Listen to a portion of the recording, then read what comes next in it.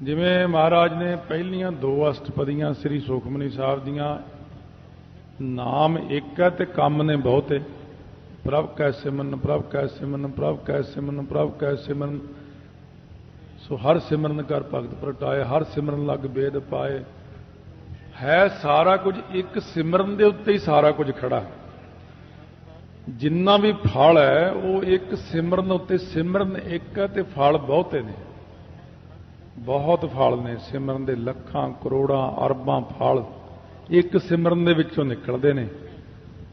सो इस करके सतगुरु महाराज कहने जिन्हां ने नाम नूं श्रवण कीता है उन्हां गुरमुखां प्यारिआं नूं परमात्मा निशाने तक पहुंचा दिंदा है, उन्हां नूं शुभ गुणां दा स्थान बना दिंदा है।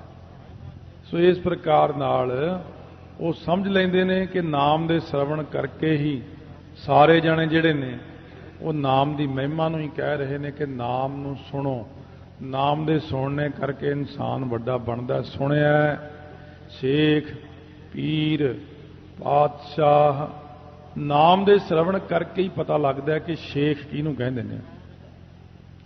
मुसलमानां विच जिहड़े वड्डे ने वडक्के उन्हां दे बिरध शेख उन्हां नूं कहंदे ने,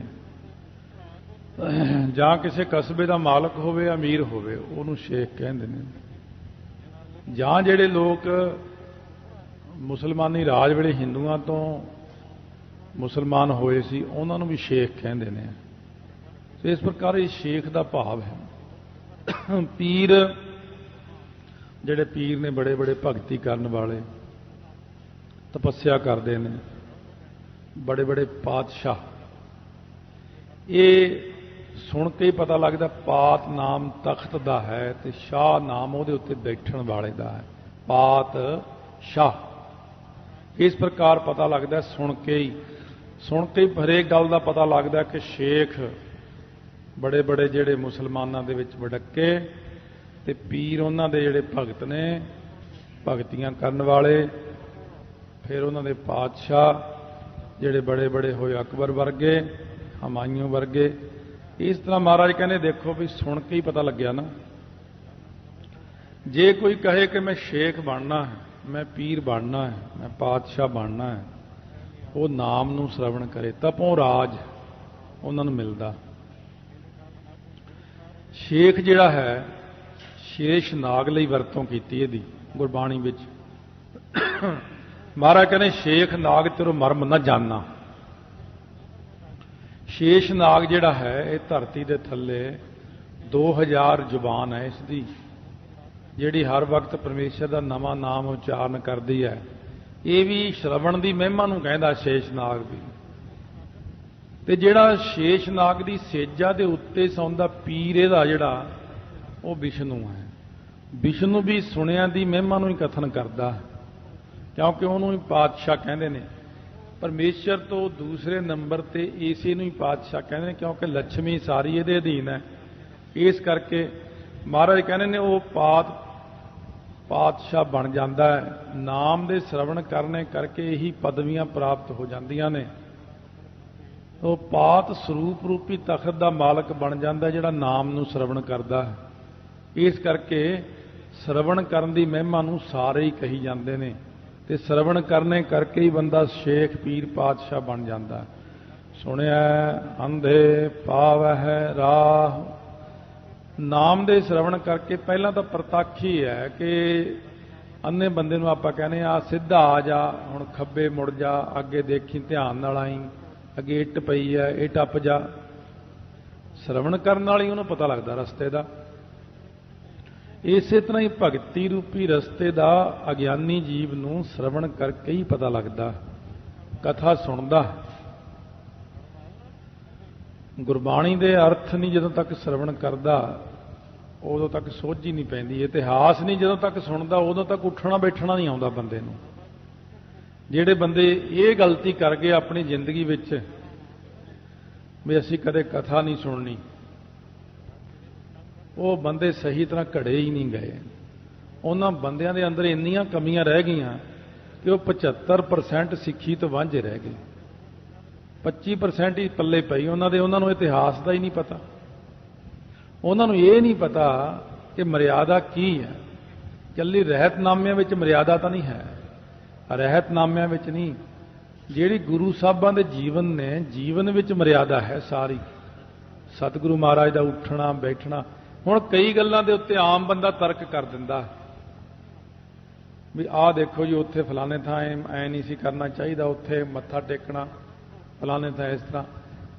ਹੁਣ ਸਤਿਗੁਰੂ ਮਹਾਰਾਜ ਸੱਚੇ ਪਾਤਸ਼ਾਹ ਫਰਮਾਉਂਦੇ ਨੇ ਕਿ ਜਿਹੜਾ ਇਤਿਹਾਸ ਹੈ ਨਾ, ਇਹਨੂੰ ਜਦ ਤੱਕ ਆਪਾਂ ਸਰਵਣ ਨਹੀਂ ਕਰਦੇ ਉਦੋਂ ਤੱਕ ਆਪਾਂ ਪਰਮਾਰਥਕ ਰਸਤੇ ਉੱਤੇ ਅੰਨ੍ਹਿਆਂ ਦੀ ਤਰ੍ਹਾਂ ਤੁਰ ਜਾਂਦੇ ਹਾਂ।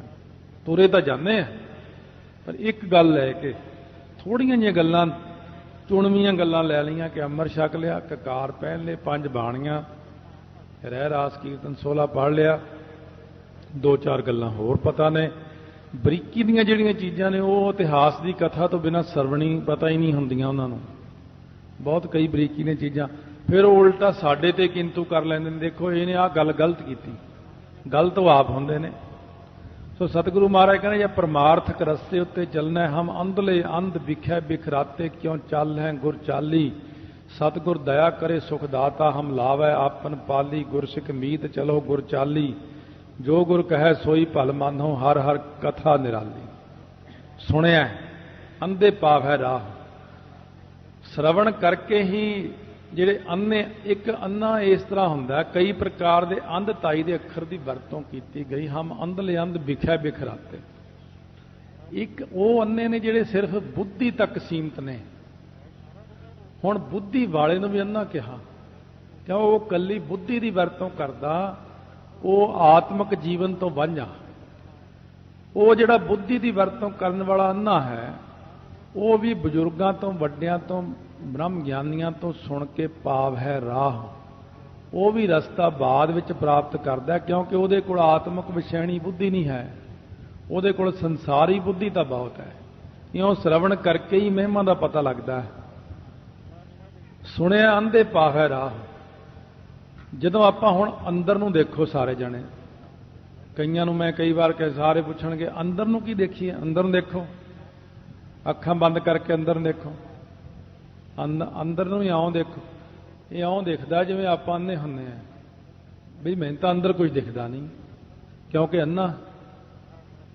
ਬਾਹਰ ਨੂੰ ਤੈਨੂੰ ਸਾਰਾ ਕੁਝ ਦਿਖਦਾ, ਸੂਈ ਤੱਕ ਦਿਖਦੀ, ਮੱਖੀ ਮੱਛਰ ਤੱਕ ਤੈਨੂੰ ਦਿਖਦਾ, ਪਰ ਜਦੋਂ ਅੰਦਰ ਨੂੰ ਝਾਕਦਾ ਉਦੋਂ ਮੈਨੂੰ ਕੁਝ ਨਹੀਂ ਦਿਖਦਾ, ਇਹਦਾ ਮਤਲਬ ਤੂੰ ਅੰਨਾ। ਤੇ ਹੁਣ ਤੈਨੂੰ ਰਸਤਾ ਦਈਏ, ਸੁਣਿਆ ਅੰਧੇ ਪਾਵ ਹੈ ਰਾਹ। ਮਹਾਰਾਜ ਕਹਿੰਦੇ ਹੁਣ ਤੂੰ ਇਉਂ ਕਰ, ਨਾਮ ਦਾ ਆਸਰਾ ਲੈ। ਮੈਂ ਅੰਧਲੇ ਕੀ ਟੇਕ ਤੇਰਾ ਨਾਮ ਖੁੰਦਕਾਰਾ। ਮੈਂ ਅੰਨੇ ਨੂੰ ਤੇਰਾ ਨਾਮ ਹੀ ਰਸਤਾ ਦੱਸੇਗਾ, ਅੰਦਰਲਾ ਰਸਤਾ। ਬੈਖਰੀ ਬਾਣੀ ਚਲਾ ਆਪਣੀ, ਮੂੰਹ ਨਾਲ ਵਾਹਿਗੁਰੂ ਵਾਹਿਗੁਰੂ ਕਰ, ਫਿਰ ਤੈਨੂੰ ਕੰਠ ਵਿੱਚ ਜਾਪ ਹੋਵੇਗਾ। ਅੰਨਿਆਂ ਫਿਰ ਤੈਨੂੰ ਪਤਾ ਲੱਗੇਗਾ ਕਿ ਹਿਰਦੇ 'ਚ ਜਾਪ ਕਿੰਨੀ ਤੇਜ਼ ਹੁੰਦਾ, ਕਿੰਨਾ ਰਸ ਆਉਂਦਾ, ਹਿਰਦੇ 'ਚ ਜਾ ਕੇ ਕਿੰਨੀ ਅੰਤਰਜਾਮਤਾ ਹੋ ਜਾਂਦੀ ਹੈ। ਫਿਰ ਅੱਗੇ ਤੋਂ ਅੱਗੇ, ਅੱਗੇ ਤੋਂ ਅੱਗੇ ਅਵਸਥਾ ਜਦੋਂ ਆਵੇਗੀ, ਜਦੋਂ ਬਹੁਤ ਉੱਚੀ ਸਟੇਜ 'ਚ ਜਾਵੇਗਾ, ਫਿਰ ਕਹਿੰਦਾ ਹੈ ਮਹਾਰਾਜ ਕਹਿੰਦੇ, ਕਹਿ ਨਾਨਕ ਇਹ ਨੇਤਰ ਅੰਧ ਸੇ ਸਤਿਗੁਰ ਮਿਲਿਆ ਦਿਵ ਦ੍ਰਿਸ਼ਟ ਹੋਈ। ਫਿਰ ਅੰਨੇ ਬੰਦੇ ਨੂੰ ਫਿਰ ਗਿਆਨ ਹੁੰਦਾ, ਜਾ ਕੇ ਜਦੋਂ ਅੰਦਰਲੇ ਪਾਸੇ ਗਿਆਨ ਹੁੰਦਾ। ਅੰਦਰ ਨੂੰ ਹਨੇਰਾ, ਬਾਹਰ ਨੂੰ ਚਾਨਣ ਹੈ। ਮਹਾਰਾਜ ਕਹਿੰਦੇ ਬਾਹਰ ਦਿਸੈ ਚਾਨਣਾ ਦਿਲ ਅੰਧਿਆਰੀ ਰਾਤ। ਬਾਹਰ ਤਾਂ ਬੜਾ ਚਾਨਣ ਦਿਖਦਾ, ਤੇ ਅੰਦਰ ਹਨੇਰਾ ਹੀ ਹਨੇਰਾ। ਇਹ ਜਿਹੜਾ ਅੰਦਰ ਆਪਣੇ ਅੰਧਤਾਈ ਛਾਈ ਹੋਈ ਹੈ, ਇਹ ਜਿਹੜੇ ਅੰਦਰਲੇ ਰਸਤੇ ਨੇ, ਪਾਵ ਹੈ ਰਾਹ। ਰਾਹ ਦੀ ਪ੍ਰਾਪਤੀ ਜਿਹੜੀ ਕਰਨੀ ਹੈ, ਤ੍ਰਿਕੁਟੀ ਨਹੀਂ ਛੇਤੀ ਖੁੱਲਦੀ ਕਿਸੇ ਦੀ, ਆਗਿਆ ਚੱਕਰ ਖੁੱਲਣ ਨੂੰ ਟਾਈਮ ਲੱਗ ਜਾਂਦਾ। ਸਿਮਰਨ ਵਾਲਿਆਂ ਨੂੰ ਵੀ ਬੜੀ ਤਕਲੀਫ ਹੁੰਦੀ ਹੈ ਇਹਨਾਂ ਗੱਲਾਂ ਦੀ, ਕੰਠ ਵਾਲਿਆਂ ਨੂੰ ਤਾਂ ਪਹਿਲਾਂ ਤਕਲੀਫ ਬਹੁਤ ਜ਼ਿਆਦਾ ਹੁੰਦੀ, ਭੱਜੇ ਫਿਰਦੇ ਨੇ ਫਿਰ ਪੁੱਛਣ ਵਾਸਤੇ ਵੀ ਕੀ ਕਰੀਏ, ਹੁਣ ਪਾਠ ਬੰਦ ਕਰ ਦਈਏ, ਇੰਨੀ ਤਕਲੀਫ ਖੜੀ ਹੋ ਗਈ ਗਲ ਵਿੱਚ। ਜਦੋਂ ਗਲੇ ਵਿੱਚ ਜਾਪ ਸ਼ੁਰੂ ਹੁੰਦਾ, ਬਹੁਤ ਤਕਲੀਫ, ਪਰ ਉਹਦੀਆਂ ਹੋਰ ਨਿਸ਼ਾਨੀਆਂ ਹੁੰਦੀਆਂ ਨੇ।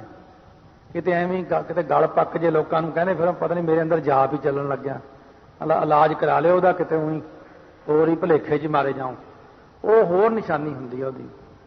ਸੋ ਇਸ ਪ੍ਰਕਾਰ ਦੇ ਨਾਲ ਅੰਦਰਲੇ ਰਸਤੇ ਜਿਹੜੇ ਸੁਣ ਕੇ ਪਤਾ ਲੱਗਦੇ ਨੇ। ਜਦ ਕੋਈ ਆ ਕੇ ਕਹਿੰਦਾ ਮੇਰਾ ਗਲਾ ਇੰਨਾ ਦੁਖਦਾ, ਮੈਂ 25 ਪਾਠ ਜਪਜੀ ਸਾਹਿਬ ਕਰਦੇ ਨੂੰ 3 ਸਾਲ ਹੋ ਗਏ, ਪਰ ਹੁਣ ਮੇਰਾ ਗਲਾ ਬਹੁਤ ਦੁਖਦਾ, ਅੱਗੋਂ ਪ੍ਰਸ਼ਨ ਇਹ ਹੁੰਦਾ ਵੀ ਤੇਰਾ ਮੂੰਹ ਮਿੱਠਾ ਮਿੱਠਾ ਹੁੰਦਾ, ਕਹਿੰਦੇ ਮੂੰਹ ਵਿੱਚ ਤਾਂ ਬੜਾ ਮਿਠਾਸ, ਬਹੁਤ ਘੁੱਟਾਂ ਆਉਂਦੀਆਂ ਮੂੰਹ 'ਚ, ਬਸ ਫਿਰ ਥੋੜਾ ਹੀ ਟਾਈਮ ਆ ਹੁਣ ਤੇਰੇ ਅੰਦਰ ਕੰਠ ਵਿੱਚ ਜਾਪ ਚੱਲਣ ਵਾਲਾ ਹੀ ਆ। ਹੁਣ ਇਹ ਕੰਠ ਵਿੱਚ ਜਦੋਂ ਜਾਪ, ਇਹੀ ਤਾਂ ਰਸਤਾ ਜਿਹੜਾ ਦੱਸਣਾ, ਇਹ ਤਾਂ ਆਮ ਬੰਦੇ ਨੂੰ ਨਹੀਂ ਪਤਾ ਹੁੰਦਾ ਵੀ ਮੇਰੇ ਕੀ ਹੋ ਗਿਆ ਅੰਦਰ। ਸੋ ਕਿਸੇ ਦੇ ਜਾਪ ਸ਼ੁਰੂ ਹੋਣ ਲੱਗਿਆ, ਕਈ ਵਾਰੀ ਜਾਪ ਸ਼ੁਰੂ ਹੋਣ ਨਾਲ ਥੋੜੀ ਐਲਰਜੀ ਵੀ ਹੋ ਜਾਂਦੀ ਸਰੀਰ ਤੇ, ਮਾੜੀ ਮਾੜੀ ਖੁਰਕ ਜੀ ਵੀ ਹੋ ਜਾਂਦੀ, ਕਦੀ ਸਰੀਰ ਪੀਲਾ ਵੀ ਹੋ ਜਾਂਦਾ। ਜਿਵੇਂ ਇੱਕ ਸਿੰਘ ਦੇ ਸ਼ੁਰੂ ਹੋਣ ਲੱਗਿਆ ਸੀ, ਘਬਰਾ ਕੇ ਉਹਨੇ ਸਾਰਾ ਨਿਤਨੇਮ ਛੱਡਤਾ, ਮੈਨੂੰ ਪਤਾ ਨਹੀਂ ਕੀ ਹੋ, ਉਹ ਕਈ ਸਾਲ ਛੱਡ ਕੇ ਰੱਖੇ। ਜਦੋਂ ਅਚਾਨਕ ਅਸੀਂ ਇਕੱਠੇ ਹੋਏ ਇੱਕ ਦਿਨ, ਕਹਿੰਦਾ ਮੈਂ ਕਿਹਾ ਕਿੰਨੀ ਕੁ ਕਿਰਪਾ ਮਹਾਰਾਜ ਦੀ, ਕਿੰਨਾ ਪਾਠ ਕਰਨਾ, ਪਹਿਲਾਂ ਬੜਾ ਕੀਤਾ, ਫਿਰ ਮੇਰੇ ਗਲ ਵਿੱਚ ਦਰਦ, ਫਿਰ ਮੇਰੇ ਸਰੀਰ ਦੇ ਉੱਤੇ ਖੁਰਕ, ਫਿਰ ਐਂ ਹੋ ਗਿਆ, ਫਿਰ ਪੀਲਾ ਹੋ। ਮੈਂ ਕਿਹਾ ਥੋੜੇ ਦਿਨ ਦੀ ਖੇਡ ਸੀ ਸਾਰੀ, ਤਾਂ ਸ਼ੁਰੂ ਹੋ ਜਾਣਾ ਤੇਰਾ ਜਾਪ। ਫਿਰ ਬੜਾ ਪਛਤਾਇਆ। ਇਸ ਕਰਕੇ ਸੁਣਿਆ ਅੰਧੇ ਪਾਵੈ ਰਾਹ, ਅੰਨਿਆਂ ਨੂੰ ਹੀ ਆਉਂ ਰਾਹ ਦੱਸੀਦਾ ਵੀ ਇਹ ਅੰਦਰਲਾ ਰਸਤਾ ਇਸ ਤਰ੍ਹਾਂ ਖੁੱਲਦਾ ਹੈ, ਅੰਦਰ ਇਹ ਰਸਤੇ ਹੁੰਦੇ ਨੇ। ਇਹ ਸਾਰੀਆਂ ਚੀਜ਼ਾਂ ਸੁਣ ਕੇ ਹੀ ਪਤਾ ਲੱਗਦੀਆਂ, ਕੁੰਡਲਨੀ ਆਉਂ ਖੁੱਲਦੀ ਹੈ, ਇਹ ਸਾਰੀਆਂ ਚੀਜ਼ਾਂ ਸਾਨੂੰ ਵੀ ਸੁਣ ਸੁਣ ਕੇ ਹੀ ਪਤਾ ਲੱਗੀਆਂ ਹੋਈਆਂ ਨੇ। ਨਹੀਂ ਜਾਣੀਏ ਕੋਈ ਸੰਗਤ 'ਚ ਕਈ ਵਾਰ ਬੈਠਾ ਹੀ ਹੁੰਦਾ ਬੰਦਾ, ਗਲ ਦੁਖਦਾ ਹੀ ਹੁੰਦਾ ਉਹਦਾ। ਤੋ ਜਿਵੇਂ ਬੰਬੇ ਕਥਾ ਕੀਤੀ ਜਦ ਜਪਜੀ ਸਾਹਿਬ ਦੀ, ਉੱਥੇ ਆ ਜਿਹੜਾ ਪਿੱਛੇ ਚੱਕਰ ਦੱਸੇ ਸੀ ਆਪਾਂ ਨੇ, ਮੂਲਾ ਧਾਰ ਸੁਧਾਰਾ ਸਥਾਨ ਚੱਕਰ, ਵਿਸ਼ੁੱਧ ਚੱਕਰ ਜਿਹੜੇ ਆ, ਮਣੀਪੂਰਕ, ਅਨਹਤ, ਇਹ ਸਾਰੇ ਚੱਕਰਾਂ 'ਚ ਜਦੋਂ ਗੱਲ ਕੀਤੀ, ਇਹਨਾਂ ਦੇ ਰੰਗ ਦੱਸੇ ਮੈਂ। ਇਹਨਾਂ ਦਾ ਰੰਗ ਜਿਹੜਾ ਦੱਸਿਆ, ਜਦੋਂ ਚਿੱਟਾ ਵੀ ਫਲਾਨਾ, ਪੀਲਾ ਰੰਗ, ਨੀਲਾ ਰੰਗ, ਤਾਂ ਸੰਗਤ ਵਿੱਚ ਉੱਠ ਕੇ ਇੱਕ ਬੰਦਾ ਆਇਆ ਸੀ ਬਾਅਦ 'ਚ, ਕਹਿੰਦਾ ਮੈਨੂੰ ਤਾਂ 3 ਸਾਲ ਹੋ ਗਏ, ਮੈਂ ਤਾਂ ਕਈ ਹਸਪਤਾਲ ਘੁੰਮ ਲਿਆ ਜੀ, ਯਸ਼ ਲੋਕ ਤੱਕ ਜਾਇਆ ਹਸਪਤਾਲ ਤੱਕ, ਮੈਂ ਬੜੇ ਬੜੇ ਮਹਿੰਗੇ ਡਾਕਟਰਾਂ ਨੂੰ ਫੀਸ ਦੇ ਦੇ ਕੇ ਦਿਖਾਇਆ। ਕਹਿੰਦਾ ਮੈਨੂੰ ਅੱਜ ਪਤਾ ਲੱਗਿਆ ਵੀ ਇਹ ਮੇਰੀ ਅਵਸਥਾ ਖੁੱਲ ਰਹੀ, ਤੇ ਮੈਂ ਤਾਂ ਡਾਕਟਰਾਂ ਨੂੰ ਦਿਖਾ ਦਿਖਾ ਦਵਾਈਆਂ ਪਾ ਪਾ ਥੱਕ ਗਿਆ, ਕਿਉਂਕਿ ਉਹਦੀ ਅਵਸਥਾ ਜਦੋਂ ਦਿਵਯ ਦ੍ਰਿਸ਼ਟੀ ਖੁੱਲ ਰਹੀ ਸੀ, ਉਹ ਕਹਿੰਦਾ ਇਹ ਵਾਕਈ ਇਸ ਤਰ੍ਹਾਂ ਮੇਰੇ ਅੱਗੇ ਆ ਰਿਹਾ, ਨੀਲਾ ਰੰਗ, ਪੀਲਾ ਰੰਗ, ਕਦੇ ਲਾਲ ਰੰਗ, ਇਸ ਤਰ੍ਹਾਂ ਬਾਰ-ਬਾਰ ਰੰਗ ਆਉਂਦੇ। ਮੈਂ ਕਿਹਾ ਹੁਣ ਕਿਹੜਾ ਰੰਗ ਹੈ? ਕਹਿੰਦੇ ਚਿੱਟਾ। ਮੈਂ ਖੜ ਗਈ ਗੱਲ, ਮੈਂ ਚਿੱਟੇ ਤੇ ਆ ਕੇ ਗੱਲ ਖੜ ਜਾਣੀ, ਚਿੱਟਾ ਰੰਗ ਹੀ ਸਾਰਿਆਂ ਨਾਲੋਂ ਸ਼੍ਰੋਮਣੀ, ਚਿੱਟਾ ਹੀ ਅਕਾਲ ਪੁਰਖ ਦਾ ਰੰਗ ਹੈ। ਇਸ ਕਰਕੇ ਪਹਿਲਾਂ ਕਈਆਂ ਨੂੰ ਇਹ ਪਤਾ ਹੀ ਨਹੀਂ ਲੱਗ, ਜਦ ਤੱਕ ਜੇ ਸੰਗਤ ਕੀਤੀ ਹੋਵੇਗੀ ਨਾ, ਜੇ ਇੱਥੋਂ ਹੀ ਸਾਰਾ ਰਾਹ ਸਮਝ ਕੇ ਚੱਲੋ ਸ੍ਰੀ ਹੇਮਕੁੰਟ ਸਾਹਿਬ ਦਾ, ਤੁਹਾਨੂੰ ਰਾਹ 'ਚ ਕਿਸੇ ਨੂੰ ਪੁੱਛਣ ਦੀ ਲੋੜ ਨਹੀਂ ਹੈ। ਪਹਿਲਾਂ ਪੁੱਛ ਕੇ ਜਾਵੇ ਬੰਦਾ, ਉੱਥੇ ਕੀ ਕੀ ਚੀਜ਼ ਦੀ ਲੋੜ ਪੈਣੀ ਹੈ ਦੱਸ ਦਿਆਂਗੇ। ਬਰਸਾਤੀ ਲੈ ਕੇ ਜਾਈਂ, ਨਾਲ ਇੱਕ ਸੋਟਾ ਜਿਹਾ ਲੈ ਕੇ ਜਾਈਂ ਸੁੰਮੇ ਵਾਲਾ, ਨਾਲ ਛੋਲਿਆਂ ਦੇ ਦਾਣੇ ਵੀ ਲੈ ਜਾਈਂ ਥੋੜੇ ਜਿਹੇ, ਕਈ ਚੀਜ਼ਾਂ ਦੱਸਣੀਆਂ ਨੂੰ। ਉੱਥੇ ਇੰਨੀ ਠੰਡ ਹੁੰਦੀ ਆ, ਗਰਮ ਕੱਪੜੇ ਲੈ ਕੇ, ਤੇ ਇੱਥੇ ਭੁਲੇਖੇ ਨਾਲ ਹੀ ਉੱਥੇ ਜਾ ਵੜੇ ਤੇ ਠੰਡੇ ਕੱਪੜੇ ਲੈ ਕੇ ਜਾ ਵੜੇ। ਜੇ ਬੰਦੇ ਨੇ ਕਿਸੇ ਥਾਂ ਬਾਰੇ ਪਹਿਲਾਂ ਸੁਣਿਆ ਹੋਵੇਗਾ ਤਾਂ ਉਹਨੂੰ ਉੱਥੇ ਜਾਣਾ ਔਖਾ ਨਹੀਂ ਹੁੰਦਾ। ਜੇ ਸੰਗਤ ਵਿੱਚ ਕਈ ਚੀਜ਼ਾਂ ਤੁਹਾਡੇ ਕੰਮ ਦੀਆਂ ਨਹੀਂ, ਕਈ ਬੰਦਿਆਂ ਦੇ ਕੰਮ ਦੀ ਚੀਜ਼ ਨਹੀਂ, ਉਹ ਕਹਿੰਦੇ ਅਸੀਂ ਇਹਨਾਂ ਗੱਲਾਂ ਤੋਂ ਕੀ ਲੈਣਾ। ਪਰ ਭਲਿਆ ਲੋਕਾਂ, ਜੇ ਕੱਲ ਨੂੰ ਸ਼ੁਰੂ ਹੋ ਗਿਆ, ਤੇਰੇ ਅੰਦਰ ਵੀ ਕੁਛ ਰੱਬ ਦੀ ਕਿਰਪਾ ਹੋ ਗਈ, ਫਿਰ ਯਾਦ ਕਰ ਕਰ ਆਖੇਗਾ ਹਾਂ ਗੱਲ ਮੈਂ ਸੁਣੀ ਹੋਈ, ਤਾਂ ਹੀ ਤਾਂ ਮੈਨੂੰ ਪਤਾ ਲੱਗ। ਮਹਾਰਾਜ ਕਹਿੰਦੇ ਸੁਣਨ ਨਾਲ ਬਹੁਤ ਫਰਕ ਪੈਂਦਾ, ਇਸ ਕਰਕੇ ਸੁਣਿਆ ਕਰੋ। ਨਾ ਵੀ ਸਮਝ ਆਵੇ ਕਿਸੇ ਗੱਲ ਦੀ ਤਾਂ ਵੀ ਸੁਣਿਆ ਕਰੋ, ਤਾਂ ਵੀ ਉਹ ਗੱਲ ਜਮ੍ਹਾਂ ਕਰ ਲਓ ਆਪਣੇ ਖਜ਼ਾਨੇ 'ਚ, ਕਿਤੇ ਕੱਲ ਨੂੰ ਲੈ ਜਾਣੀ ਉਹ ਕੰਮ ਹੀ ਆ ਜਾਏ ਆਪਣੇ। ਇਸ ਕਰਕੇ ਸੁਣਨ ਦੇ ਨਾਲ ਅੰਨੇ ਬੰਦੇ ਨੂੰ ਰਸਤਾ ਮਿਲ ਜਾਂਦਾ ਹਰੇਕ ਪਾਸੇ ਦਾ ਹੀ। ਸਤਿਗੁਰੂ ਮਹਾਰਾਜ ਨੇ ਬਖਸ਼ਿਸ਼ਾਂ ਕੀਤੀਆਂ, ਹਲੇ ਇਹ 2-3 ਪੰਗਤੀਆਂ ਹੋਈਆਂ ਨੇ, ਕੱਲ ਨੂੰ ਸ਼ਰਵਣ ਕਰ ਲਵਾਂਗੇ, ਬਾਕੀ ਸਮਾਂ ਹੋ ਗਿਆ। ਇਸ ਕਰਕੇ ਦੇਖੋ ਸੁਣਿਆਂ ਦੇ ਵਿੱਚੋਂ ਕਿੰਨਾ ਕੁਝ ਨਿਕਲਦਾ। ਇਹ ਜਦੋਂ ਵੀ ਜਪਜੀ ਸਾਹਿਬ ਦਾ ਪਾਠ ਕਰੋ ਬੜੇ ਪਿਆਰ ਨਾਲ ਕਰਿਆ ਕਰੋ, ਤਾਈਓ ਆਪਾਂ ਇੱਕ ਪੌੜੀ ਬਾਅਦ ਵਿੱਚ ਪੜ੍ਹਾ ਦਿੰਦੇ ਆ। ਇੰਨਾ ਗਾ ਕੇ ਹੀ ਪੜ੍ਹਨਾ ਸਾਰਾ ਜਪਜੀ ਸਾਹਿਬ ਦਾ ਪਾਠ। ਜਦੋਂ ਕਿਤੇ ਕਾਰ ਵਿੱਚ ਇਕੱਲੇ ਜਾਓ, ਕਿਤੇ ਸਕੂਟਰ ਤੇ ਦੂਰ ਦਾ ਸਫ਼ਰ ਹੋਵੇ, ਕਿਤੇ ਬੱਸ ਵਿੱਚ ਬੈਠੇ, ਨੀਵੀਂ ਪਾ ਕੇ ਆਪਣੀ ਧਿਆਨ ਵਿੱਚ ਹੀ ਗਾਉਂਦੇ ਰਹੋ ਜਪਜੀ ਸਾਹਿਬ ਦੇ ਪਾਠ ਨੂੰ। ਇੱਕ ਇੱਕ ਪੰਗਤੀ ਨੂੰ ਅੱਖਾਂ ਦੇ ਅੱਗੋਂ ਲਿਜਾਓ ਤੇ ਉਹਦੇ ਅਰਥ ਦੀ ਨਾਲ ਨਾਲ ਵਿਚਾਰ, ਸੂਖਮ ਵਿਚਾਰ ਕਰਦੇ ਜਾਓ। ਕਿਉਂ ਸਤਿਗੁਰੂ ਜਿੰਨੇ ਅਰਥ ਤੁਸੀਂ ਸੁਣੇ ਨੇ ਇਹ ਕਿਤੇ ਭੁੱਲਣੇ ਨਹੀਂ, ਤੁਹਾਨੂੰ ਸਭ ਯਾਦ ਆ ਜਾ ਕਰਨੇ ਮੌਕੇ ਤੇ ਵੀ ਸੁਣਿਆ ਅੰਧੇ ਪਾਵੈ ਰਾਹੋ, ਕਿਤੇ ਮਾਮੂਲੀ ਪੰਗਤੀ ਨਹੀਂ। ਇਹਦੇ ਨਾਲ ਤਾਂ ਬੜਾ ਕੁਝ ਮਿਲਦਾ, ਸੰਸਾਰੀ ਰਾਹ ਖੁੱਲ ਜਾਂਦਾ ਹੈ, ਵਿਦਿਆ ਦਾ ਮਾਰਗ ਖੁੱਲ ਜਾਂਦਾ ਹੈ, ਇਹਦੇ ਨਾਲ ਪਰਮੇਸ਼ਰ ਦਾ ਰਸਤਾ ਖੁੱਲ ਜਾਂਦਾ ਹੈ। ਹਨੇਰੇ ਵਿੱਚ ਤੁਰੇ ਜਾਂਦੇ ਮਹਾਂਪੁਰਸ਼ ਬਾਬਾ ਗੁਰਬਚਨ ਸਿੰਘ ਜੀ ਖਾਲਸਾ ਜੰਗਲ ਦੇ ਵਿੱਚ, ਸਿੰਘ ਕਹਿੰਦੇ ਮਹਾਰਾਜ ਅੱਗੇ ਤਾਂ ਬੜਾ ਹਨੇਰਾ, ਕਹਿੰਦੇ ਤੁਰਿਆ ਹੋ ਬਸ, ਸੁਣਿਆ ਅੰਧੇ ਪਾਵੈ ਰਾਹ, ਕਹਿੰਦੇ ਮੈਨੂੰ ਤਾਂ ਸਾਰਾ ਕੁਝ ਦਿਖੀ ਜਾਂਦਾ ਸਾਹਮਣੇ। क्योंकि ब्रह्म ज्ञानी नूं सारा रस्ता दिखदा हुंदा। इस करके ये पंक्ति ऐसी है कि अन्यां नूं राह पार नहीं, जिथों मर्जी डिक्का पै जे उत्थे ही इस पंक्ति ने रस्ता दे देना आपां नूं। तां सतगुरु कहंदे आओ कन्नां नाल सारे सुणो, कन्नां नाल सुणदे होए हिरदे च विचार करो। वाह आश्चर्ज है गो अज्ञान दे नेरे नूं मेट के रू जो प्रकाश करदा है ਉਹਨੂੰ ਕਹਿੰਦੇ ਹਨ ਵਾਹਿਗੁਰੂ ਵਾਹਿਗੁਰੂ।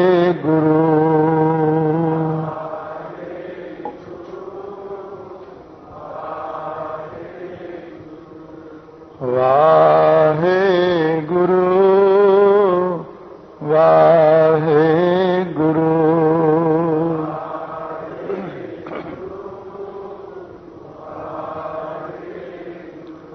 ਵਾਹਿਗੁਰੂ ਵਾਹਿਗੁਰੂ।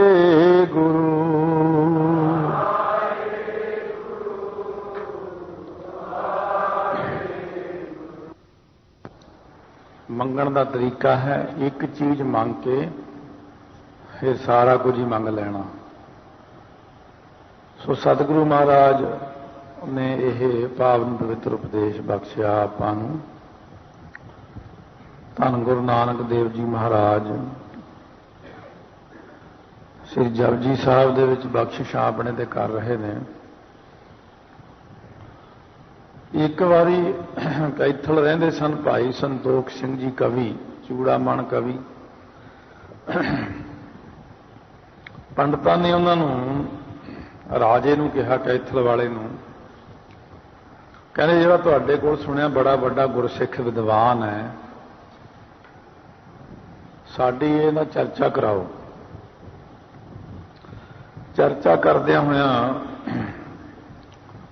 ਉਹਨਾਂ ਨੇ ਜਪਜੀ ਸਾਹਿਬ ਦੇ ਅਰਥ ਪੁੱਛੇ ਸੀ। ਭਾਈ ਸਾਹਿਬ ਨੇ ਜਿਹੜੇ ਅਰਥਾਂ ਦੇ ਜਵਾਬ ਦਿੱਤੇ, ਫਿਰ ਵਿਦਵਾਨਾਂ ਦੇ ਅਰਥ ਵੱਖਰੇ ਹੁੰਦੇ ਨੇ। ਉਹਨਾਂ ਨੇ ਜਿੰਨੇ ਅਰਥ ਲਿਖੇ, ਉਸ ਸਟੀਕ ਦਾ ਨਾਮ ਹੈ ਗਰਭ ਗੰਜਨੀ ਸਟੀਕ। ਗਰਭ ਹੰਕਾਰ ਨੂੰ ਕੱਟਣ ਵਾਲਾ ਸਟੀਕ। ਉਹ ਸਟੀਕ ਆਮ ਬੰਦੇ ਦੀ ਸਮਝ ਨਹੀਂ ਪੈਂਦਾ। ਉਹ ਤਾਂ ਕਾਫੀ ਔਖਾ ਹੈ। ਇਸ ਕਰਕੇ ਸਤਿਗੁਰੂ ਮਹਾਰਾਜ ਨੇ ਜਿੰਨਾ ਕੁਝ ਬਖਸ਼ਿਸ਼ ਕੀਤਾ, ਇਹਦੇ ਵਿੱਚ ਹੈ ਬਹੁਤ ਕੁਝ। ਪਰ ਭਗਤ ਕਬੀਰ ਜੀ ਦਾ ਇੱਕ ਬਚਨ ਹੈ ਕਿ ਮਨ ਸਮਝਾਵਨ ਕਾਰਨੇ ਕਛੁਅਕ ਪੜ੍ਹੀਆ ਗਿਆਨ। ਬੰਦੇ ਨੂੰ ਆਪਣਾ ਮਨ ਸਮਝਾਉਣ ਲਈ ਥੋੜਾ ਜਿਹਾ ਗਿਆਨ ਲੈਣਾ ਚਾਹੀਦਾ। ਜੇ ਜ਼ਿਆਦਾ ਗਿਆਨਵਾਨ ਬਣ ਜਾਓ ਫਿਰ ਬੰਦਾ ਵਿਦਵਤਾ ਵਿੱਚ ਬਹੁਤਾ ਫਸ ਜਾਂਦਾ, ਫਿਰ ਨਾਮ ਘੱਟ ਜਪਦਾ। ਸਾਡਾ ਪ੍ਰਯੋਜਨ ਤਾਂ ਕੇਵਲ ਥੋੜਾ ਗਿਆਨ ਲੈ ਕੇ ਅਤੇ ਨਾਮ ਜਪਣਾ। ਥੋੜਾ ਥੋੜਾ ਗਿਆਨ ਆਪਾਂ ਪ੍ਰਾਪਤ ਕਰਦੇ ਹਾਂ ਇਹਦੇ ਵਿੱਚ। ਸੋ ਕੱਲ 3 ਪੰਕਤੀਆਂ ਹੋਈਆਂ। ਸੁਣਿਆ ਸਾਰਾ ਗੁਣਾ ਕੇ ਗਾਹ, ਸੁਣਿਆ ਸ਼ੇਖ ਪੀਰ ਪਾਤਸ਼ਾਹ, ਸੁਣਿਆ ਅੰਧੇ ਭਾਵ ਹੈ ਰਾਹ। ਇੱਥੋਂ ਤੱਕ ਆਪਾਂ ਸਰਵਣ ਕੀਤਾ ਹੈ। ਹੁਣ ਮਹਾਰਾਜ ਬਖਸ਼ਿਸ਼ ਕਰਦੇ ਗੁਰੂ ਨਾਨਕ ਦੇਵ ਜੀ ਅੱਗੇ। ਸੁਣਿਆ ਹਾਥ ਹੋਵੇ ਅਸਗਾਹ। ਨਾਮ ਸਰਵਣ ਕਰਨ ਦੇ ਨਾਲ ਇੰਨੀ ਕਿਰਪਾ ਜ਼ਰੂਰ ਹੋ ਜਾਂਦੀ ਹੈ, ਸਰਵਣ ਦੇ ਵਿੱਚ ਇੰਨੀ ਸ਼ਕਤੀ ਹੈ। ਮਹਾਰਾਜਾ ਰਣਜੀਤ ਸਿੰਘ ਜੀ ਨੂੰ ਜਦ ਪਤਾ ਲੱਗਿਆ ਕਿ ਮੇਰੇ ਦੋਵੇਂ ਜਰਨੈਲ ਮਾਰੇ ਗਏ ਨੇ, ਹਰੀ ਸਿੰਘ ਨਲੂਆ ਵਰਗੇ, ਸੋ ਉਸ ਵਕਤ ਆਪ ਜੀ ਘੋੜਾ ਲੈ ਕੇ, ਫੌਜਾਂ ਲੈ ਕੇ ਚੱਲ ਪਏ ਕਿ ਮੈਂ ਵੀ ਜਾ ਕੇ ਜੰਗ ਕਰਾਂ। ਪਰ ਰਾਸਤੇ ਦੇ ਵਿੱਚ ਅਟਕ ਦਰਿਆ ਬੜਾ ਤਕੜਾ, ਬਹੁਤ ਭਰ ਕੇ ਚੱਲਣ ਵਾਲਾ, ਬੜਾ ਤੇਜ਼ ਦਰਿਆ। ਅਸਗਾਹੋ ਡੂੰਘਾ ਹੋਵੇ ਹਾਥ। ਹੁਣ ਹੱਥ ਕਿ ਜਿੰਨਾ ਦਰਿਆ ਰਹਿ ਜਾਵੇ, ਇਹ ਬੜੀ ਮੁਸ਼ਕਲ ਗੱਲ ਹੈ। जो जाके दरिया के किनारे खड़े हजारां फौजां घोड़ियां ते नाल खड़ गईयां। बाबा वीर सिंह जी औरंगाबादीए नाल सन, जिन्हां ने बाबा साहिब सिंह जी औरंगाबादियां तो अमृत छकिया सी। सो उस वक्त बाबा वीर सिंह जी कहन लगे, महाराजा जी की गल हो गई, खड़ गए। कहते जी करिए की, अगे दरिया बड़ा तेज चलदा, उधरों सिंह शहीद हो गए मेरे साथी। बाबा वीर सिंह जी कहते तां की हो गया? महाराज ने लिखिया बचन, सुनिया हाथ होवे असगा। नाम की महिमा इन्नी है कि समुंदर भी हथ जिन्ना रह जाता तो फिर दरिया ही है। करो अरदास। फिर उस वक्त एक मन हो के महाराज का सवारा हमेशा नाल ही रखते सन। रथ दे विच महाराज जी के अगे अरदास की, हे महाराज तेरे खालसे नूं अज अटक दरिया अटक पा रहा, जे आपकी किरपा हो जाए, जिवें भाई गुरदास जी नूं ब्यास दरिया हथ क जिन्ना रह गया सी, जिवें दुध वेचण वाली गुजरी तर गई सी पानी विचों, दरिया विचों, अज किरपा करके सानू भी रस्ता दवा दिओ। अरदास बेनती होई, बड़ा निश्चय सी मन दे अंदर, बड़े निश्चय नाल वाहिगुरू वाहिगुरू करदिआं दरिया दे विच अपना घोड़ा ठल दिता। ज्यों ही घोड़े दे पैर दरिया विच पए, दरिया एकदम थल्ले चलिया गया, गोडे गोडे पानी रह गया। ये अकाल पुरख का कौतक है। सो उस वक्त सारियां फौजां ने निश्चय करके पिछे पिछे चलना किया। जिहड़े तुर्क सी मगर 200 तुर्क भी फौज विच सी नाल, उन्हां नूं यकीन ना आया। वो कहंदे किते रुड़ ही ना जाइए, किते रुड़ ना जो, सचमुच ही रुड़ के 200 जाने, बाकी सारे पार हो गए। सो इस प्रकार है कि जिहड़ा नाम दे श्रवण की महिमा है, मनण की महिमा है, ये बड़ी वड्डी महिमा है। नाम दे विच बहुत भारी शक्ति। भाई गुरदास जी जदों आगरे गए सी प्रचार करन, चौथे पातशाह वेले सिੱਖੀ ਦਾ, बाद विच चौथे पातशाह ने भादर सुदी दूज 1638 नूं पंजवें पातशाह नूं गुरता गद्दी की दात बख्श के आप शरीर त्याग दिता। जदों भाई गुरदास जी नूं पता लग्या, आप बड़े बैराग दे विच वापस आ रहे थे। हुण अग्गेों दरिया पैंदा ब्यास, सारी संगत नाल है। पोह माघ दे दिन ने, शाम का वक्त है, ठंड बड़ी है। नाल तां दरिया दे गोविंदवाल साहब है, पर कहंदे जे हुण पार हो जाइए ताइयों वधिया है। सो उस वक्त एक सिख बाणी पढ़ रहा सीगा, जल नहीं डूबै तस्कर नहीं लेवै, भाए ना साकै जाले, भई गुर का बचन बसै जी नाले। ये बचन पढ़दियां जपजी साहब का पाठ आप जी भी कर रहे। जो ये पंक्ति आई, सुनिया हाथ होवे असगाह, तो निश्चय बन गया। गुरां दा ध्यान करके जो चरण पाए, ब्यास दरिया भी गोडे गोडे रह गया, वो भी पार हो गए।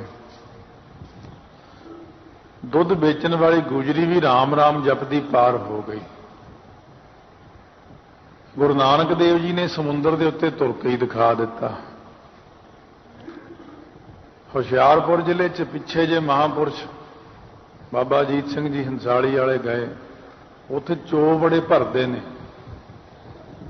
वो जदों मींह पैंदा चो भर जाते, गड्डियां डुब जांदियां, उत्थे फिर रुकना पैंदा काफी।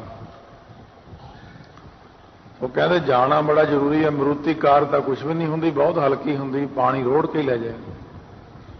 कहते कोई गल नहीं, आपां महाराज नूं याद करके चलते हैं, सच्चे पातशाह आप ही पार लंघा देणगे। सुनिया हाथ होवे इसदा। ਕਹਿੰਦੇ ਇੱਕ ਭਾਈ ਵੱਡਾ ਸਾਰਾ ਪੱਥਰ ਰੱਖ ਲਓ ਗੱਡੀ 'ਚ। ਉਹ ਤਾਂ ਇੱਕ ਬਹਾਨਾ ਹੀ ਸੀ ਉਹਨਾਂ ਦਾ। ਪੱਥਰ ਪਿਛਲੇ ਪਾਸੇ ਰਖਾ ਕੇ ਕਹਿੰਦੇ ਲੈ ਵੀ ਪਹਿਲਾ ਗੇਅਰ ਲਾ ਕੇ ਪੂਰੀ ਫੁੱਲ ਰੇਸ ਦੇ ਦੀ ਤੇ ਡਰੀ ਨਾ ਬਿਲਕੁਲ, ਤੇ ਵਾਹਿਗੁਰੂ ਵਾਹਿਗੁਰੂ ਕਰੀ ਜਾਈਂ। ਭਰੇ ਹੋਏ ਦਰਿਆ ਦੇ ਵਿੱਚੋਂ ਪਰਲੇ ਪਾਰ ਲੱਗ ਕੇ ਜਾ ਕੇ। ਸੋ ਬਾਅਦ ਵਿੱਚ ਕਹਿੰਦੇ ਇਹ ਤਾਂ ਗੁਰੂ ਨਾਨਕ ਸਾਹਿਬ ਨੇ ਕਿਰਪਾ ਕੀਤੀ ਹੈ ਭਾਈ ਆਪਣੇ ਤੇ ਉੱਤੇ, ਇਹ ਤਾਂ ਮਹਾਰਾਜ ਨੇ ਹੀ ਮਿਹਰ ਕੀਤੀ। ਬਾਕੀ ਸਾਰੀਆਂ ਬੱਸਾਂ ਟਰੱਕ ਖੜੇ ਰਹੇ ਉਹਨਾਂ ਚਿਰ ਜਦ ਤੱਕ ਪਾਣੀ ਨਹੀਂ ਨਿਕਲ ਗਿਆ। ਕਹਿਣ ਦਾ ਭਾਵ ਕਿ ਪਿਛਲੀਆਂ ਹੀ ਸਾਖੀਆਂ ਨਹੀਂ, ਅੱਜ ਦੇ ਸਮੇਂ ਵਿੱਚ ਵੀ ਇਹ ਚੀਜ਼ ਹੈ। ਜੇ ਗੁਰਸਿੱਖ ਦੇ ਅੰਦਰ ਗੁਰਸਿੱਖੀ ਹੈ, ਜੇ ਉਹਦੇ ਅੰਦਰ ਗੁਰਬਾਣੀ ਦਾ ਪ੍ਰਭਾਵ ਹੈ, ਅੱਜ ਵੀ ਪਾਣੀ ਰਸਤਾ ਦਿੰਦਾ, ਧਰਤੀ ਰਾਹ ਦਿੰਦੀ। ਸੁਣਿਆ ਹਾਥ ਹੋਵੇ ਅਸਗਾਹ। ਹੁਣ ਡੂੰਘਾ ਸਮੁੰਦਰ ਹੱਥ ਕ ਜਿੰਨਾ ਰਹਿ ਜਾਂਦਾ ਹੈ। ਸਮੁੰਦਰ ਤਾਂ ਮਹਾਰਾਜ, ਇਹ ਸਮੁੰਦਰ ਤਾਂ ਬੰਦਾ ਤਰ ਲੂ ਔਖਾ ਸੌਖਾ, ਪਰ ਮਹਾਰਾਜ ਜੀ ਸੰਸਾਰ ਸਮੁੰਦਰ ਨੂੰ ਤਰਨਾ ਬੜਾ ਔਖਾ ਹੈ। ਸੰਸਾਰ ਸਮੁੰਦੇ ਤਾਰ ਗੋਬਿੰਦੇ, ਇਹ ਤੋਂ ਤਾਰੋ ਕਿਰਪਾ ਕਰਕੇ।